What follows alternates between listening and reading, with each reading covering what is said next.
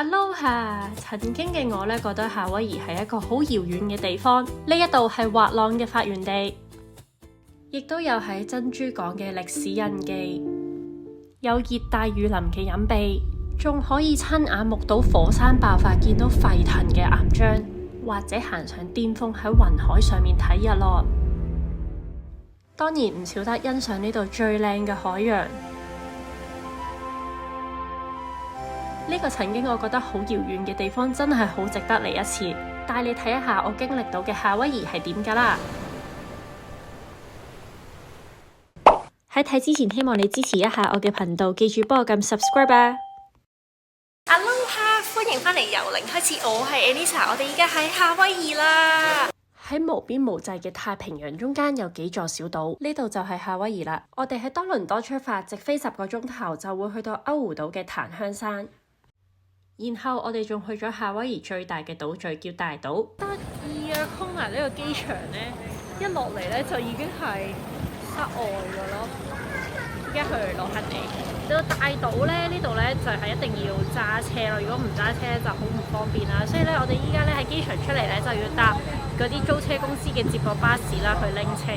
好開心啊！喺檀香山嗰度呢，我哋係坐咗幾日巴士啦。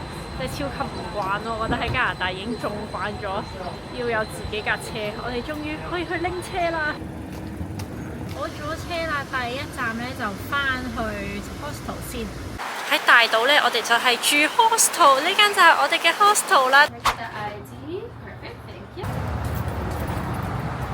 雖然係 hostel， 不過我哋今次住 private 房，一入去一眼就睇晒啦。咁另外呢，沖涼同廁所呢就係 share。大島今次嘅旅行呢，我哋會分為東邊同埋西邊啦。我哋依家呢就喺西邊嘅 Kona， 因為地形嘅關係啦，呢邊呢成日都係陽光普照嘅。至於另外嗰邊 Hilo 呢，就會成日落雨。我想講喺夏威夷嘅消費呢，一啲都唔平啦。不過呢，我可以推介呢個經濟得嚟呢都幾好食嘅夏威夷連鎖快餐店。好唔好味啊？都幾好食嘅，10零20蚊個飯盒可以試下。萬里無人嘅地方就係我哋嘅第一個景點啦。我哋喺呢個公園呢，可以睇到嗰啲火山爆發嘅岩漿出嚟啦，跟住就變咗岩石咁樣啦。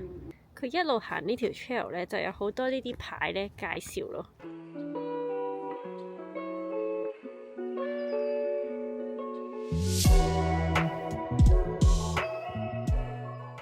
睇咩？見到啦！見到啦！行過去啦！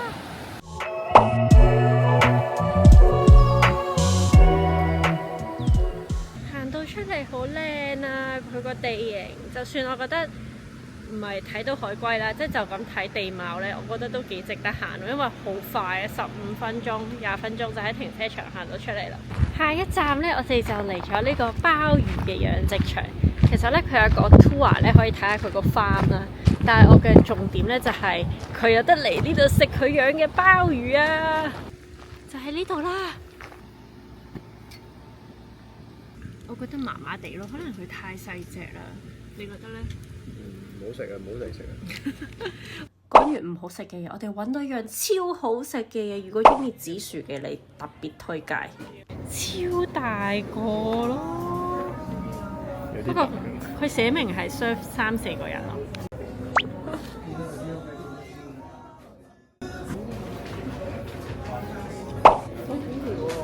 我哋今日嘅下晝同埋傍晚呢，就去參加一個大島十分經典嘅活動啦，就係去潛水睇 Manta。準備好出發啦！因為我哋呢係會潛2個 dive 啦，第一個呢就係去睇魚仔珊瑚咁樣啦，咁就係喺仲天光嘅時候睇嘅。然後呢，第2個 dive 呢就係會睇 Manta 咯，要天黑咗之後呢，佢會 set 一啲燈喺水底啦，跟住就會希望見到啦，因為見到嘅機會其實都好大嘅。但係呢啲嘢都好難講㗎嘛。超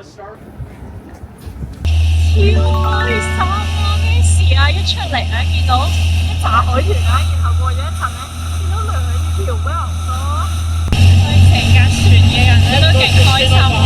呢個 tour 咧係一定要有潛水牌先去到啦。同船嘅潛水員咧睇得出咧，全部都係超有經驗咯，所以我會話要有心理準備，你嘅自理能力要好高。第一潛係冇乜嘢睇，就係咁啦。我哋依家喺呢個日落下面享受我哋嘅小食，然後就開始下一潛去睇 Manta。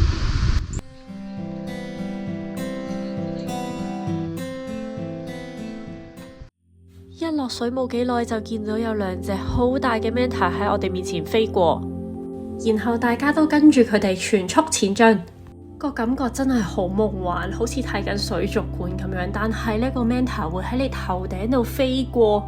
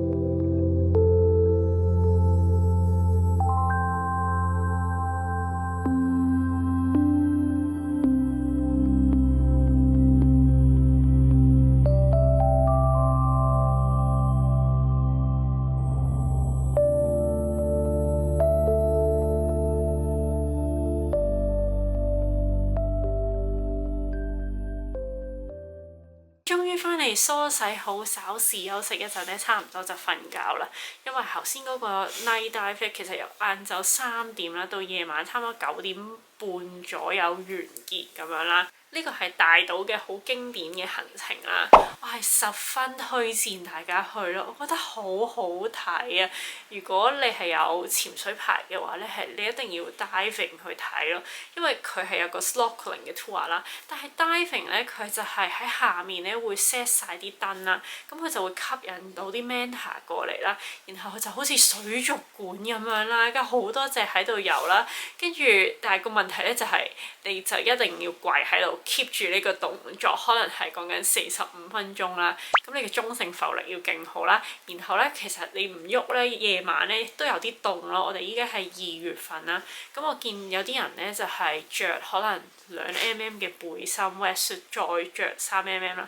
咁我哋兩個咧就淨係着3mm。我覺得其實係有啲凍嘅。不過整體嚟講咧，真係好值得去睇啊！去旅行嘅中途咧，有咩意外發生咧？去睇醫生真係好貴啦，買保險咧真係十分重要啦。多謝今集嘅金主爸爸 Safety Wing， 想同大家分享下我用緊嘅 Nomad Insurance Essential 呢份保險，專係為旅客而設啦。好似我咁周圍去嘅人咧，就係最適合㗎啦。隨時隨地咧都可以上網買到 ，cover 全球180個國家都可以買到嘅。就算你出咗發，好似我嚟到夏威夷先發現唔記得買嘅話咧，一樣可以上網即刻撳就搞掂㗎啦。按月收費啦，每28日咧佢就會自動續期嘅，隨時取消咧亦都可以，非常之靈活。另外保障咧亦都係十分全面嘅，除咗睇醫生同埋住院之外咧，仲包括緊急嘅醫療疏散啦、行李唔見啦或者行程延誤等等。而作為一個 digital nomad 咧，覺得最重要咧就係一個回國嘅保障啦。每90日入面咧有30日，如果你翻你個 home town 嘅話，你都依然有保障咧，佢就唔使驚佢斷開啦。如果大家有興趣嘅話咧，記住掃螢幕上面呢個 QR code， 或者喺下面嘅資訊欄撳入條 link 睇下，用我條 link 咧可以支持我之餘咧，仲幫你慳翻唔少嘅。好啦，我哋繼續我哋夏威夷嘅行程啦。我哋今日第一個景點就係嚟到呢個最大最古老嘅 Kona 咖啡園。呢度嘅 tour 咧係免費嘅，除咗免費嘅 tour 之外咧，仲有免費嘅咖啡飲。一開頭咧就介紹下呢個咖啡園啦，同埋介紹點樣由零開始種子種出嚟，然後到成為你面前嘅一杯咖啡。但係原來除咗咖啡之外咧，呢度有好多嘢睇咯，因為咧佢喺火山嘅附近啦，佢嘅土壤好肥沃啦，所以其實佢可以種好多嘢。啲農作物多到我都唔記得咗佢講咗幾多樣啦。但係我最記得真係胡椒，因為可以試食。佢話咧呢個胡椒咧，如果佢摘出嚟咧係好似綠色咁樣咧，佢就會變黑胡椒啦。如果你要白胡椒咧，就係摘出嚟嘅時候咧係橙色嗰啲就係會變白胡椒咯。佢話唔係好辣嘅喎，等我試下先。佢唔係好辣咯，但係佢有啲青青地嘅味咯，但係佢都係有啲胡椒豬肚湯嘅胡椒味咁樣咯。呢個 tour 咧，佢免費之餘咧，仲好多嘢睇咯，同埋都有長知識，唔錯唔錯。如果你有時間嘅話咧，就算你唔飲咖啡，好似我咁咧，都好值得嚟呢度咯。呢個景點雖然冇乜嘢睇，但係好似都要到此一遊，就係美國最南嘅一點。呢個都算大島嘅著名景點，就係黑色嘅沙灘。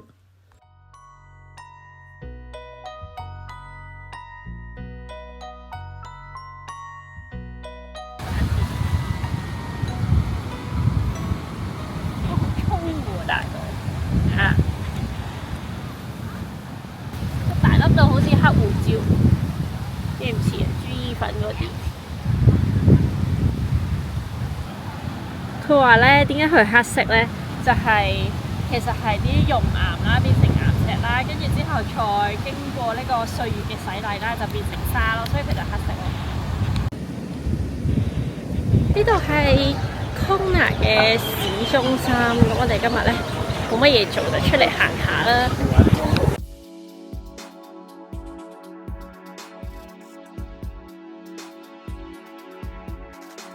呢度都幾多有特色嘅 cafe 啦，仲有 live band。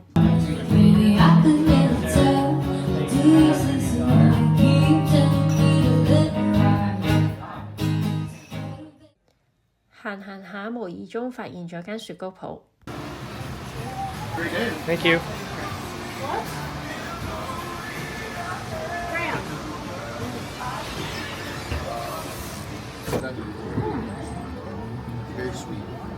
好好味啊，好菠蘿咯，但係佢唔係好滑個咯，即係佢有少少沙冰嘅感覺，但係佢超級菠蘿。今日嘅早上好似唔係幾好天，但我哋 book 咗 tour 出海浮潛。我第一次見佢個 tour 要即刻放架船落海咯。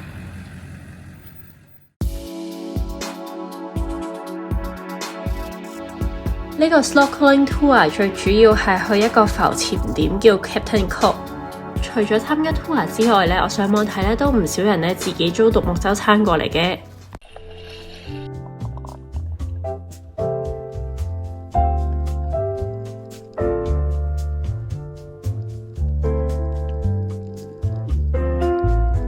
同平時一樣啦 ，snorkeling tour 呢都會準備一啲三文治啊、生果啊、薯片咁樣。我哋本身咧係回程啦，已經跟住佢話見到有鯨魚呼吸啦，跟住突然之間掉頭出去出面海咯。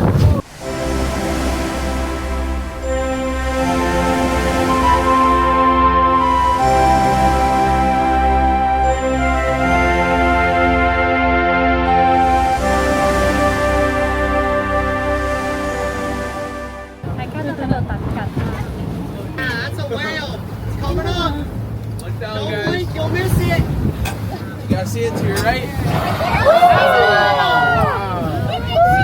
Why didn't I report that? That's a little guy. Oh, that's a big one.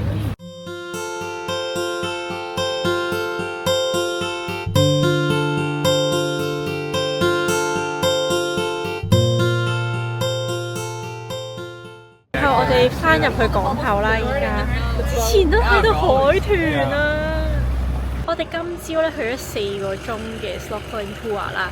我覺得咧，雖然咧佢嘅潛點咧係真係冇乜嘢睇啦，但係咧佢又睇到鯨魚啦，又唔止一隻啦，仲睇2次啦。跟住臨翻嚟港口咧，仲見到海豚，超級值得去咯！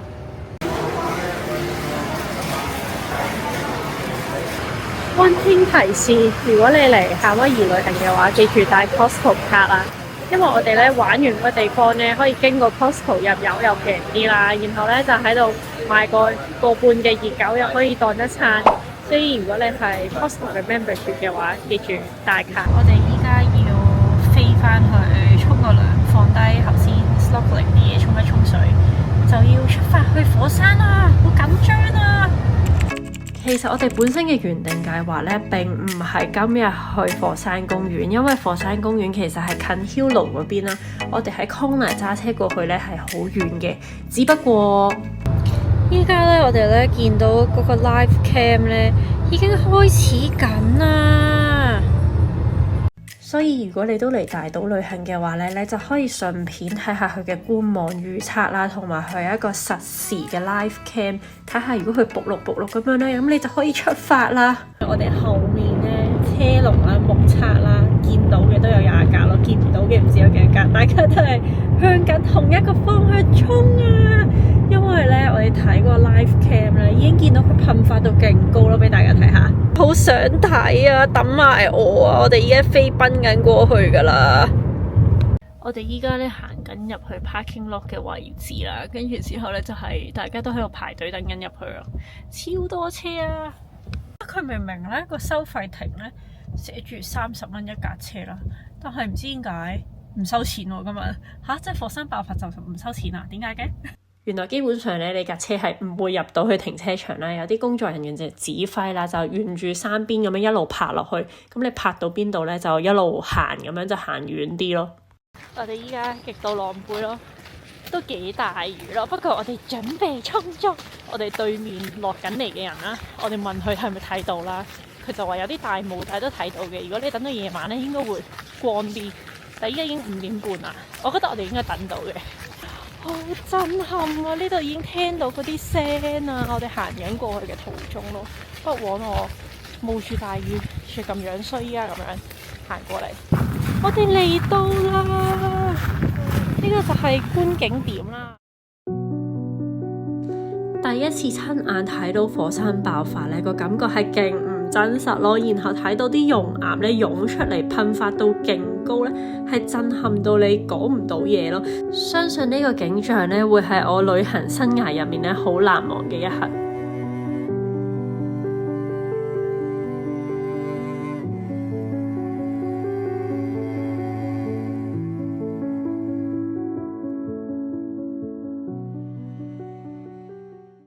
逗留咗個幾鐘咯。其實咧，我而家入面咧雨褸入面嗰件係我喺加拿大着嘅羽絨咯。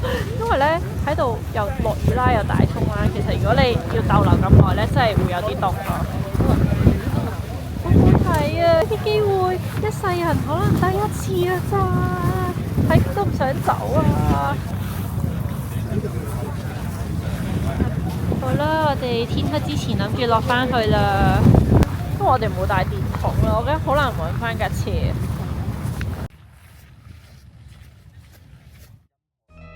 我哋喺 Kona 住咗幾日之後，今日就係搬去 Hilo 住啦。一樣住宿方面，我哋揀咗 hostel。呢度嘅環境非常唔錯啦，而且我想講呢，係我住過咁多年 hostel 嚟講一個最好嘅沖涼房啦。不過我就唔方便影俾大家睇啦，大家嚟感受下啦。Private 房空間十足，樓底極高，照明光猛。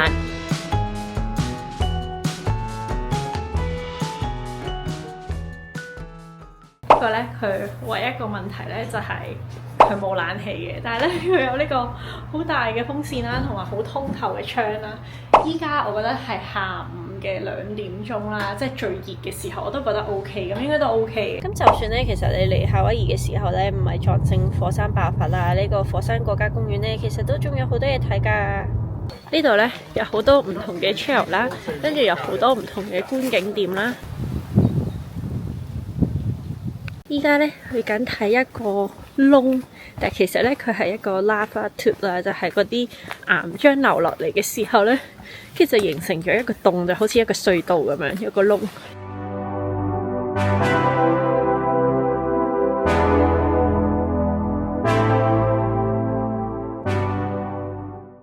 我覺得咧，大島呢個咧係好啱一個貪心嘅人去旅行啊，因為咧佢一個地方啦，有好多唔同嘅嘢睇啦，好多唔同嘅地貌啦，即係佢依家咧呢度好似熱帶雨林咁啦，之前就係火山咁樣啦，跟住之後有啲就雲海啦，跟住玩水你可以潛水啦，可以去沙灘啦，哇！真係一個地方可以滿足好多個願望啊！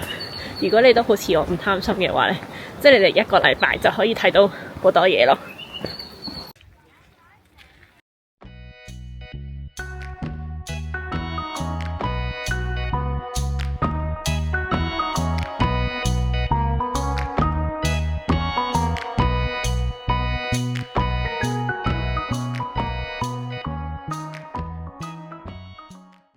沿路揸返落去海邊都仲有另外一個景點，但係睇嘅呢都係岩漿流出嚟變成嘅岩石。今日我哋會上去大島嘅 Mauna Kea 天文台，佢係全世界最重要嘅天文觀察基地之一。我哋上緊去啦，依家呢係啲雲入面咯，唔知睇唔睇到呢？因為呢，其實你要上去山頂呢，你又有 4-wheel drive 嘅車啦，但係因為我哋租唔到啦。如果你要上山頂嘅話呢，你就要經過呢個位，佢就會 check 下你架車。不過就算上唔到呢，你就喺遊客中心呢，啲人都係有機會睇到雲海咯。希望好運啦，我哋應該好運噶。一路上嚟呢，隻耳仔呢已經 feel 到有啲高度啦。我哋停車場落車嘅地方隔離就係遊客中心，介紹下呢度山頂有嚟自世界唔同國家嘅天文監測站，對面呢就有一座小山，我自己覺得呢就唔算好難行嘅啫，行到上去好彩嘅話就同我哋一樣會見到雲海。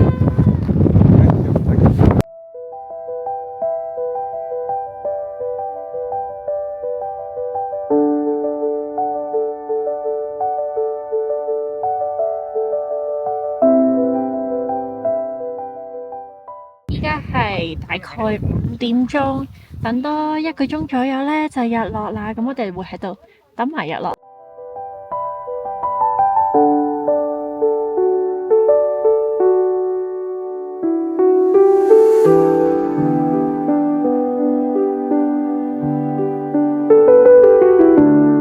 我覺得日落完嘅晚霞係最靚嘅。